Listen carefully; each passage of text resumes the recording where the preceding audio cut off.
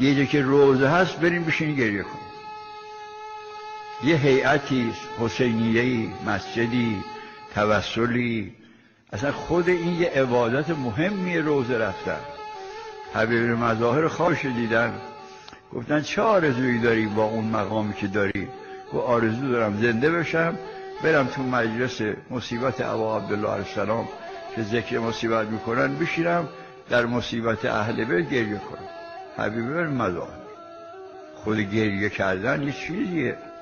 من بکا و آبکا و تباکا وجبت له الجنه، کسی که گریه کنه و بگریانه، مثل منبری ها که روزه میخونن مردم رو میگریانن، یا تباکا اگه گریت هم نمیاد تباکی کن، اینطوری دست بذار جلو چشمت، اینو میگن تباکی، اینه بهشت برش واجب.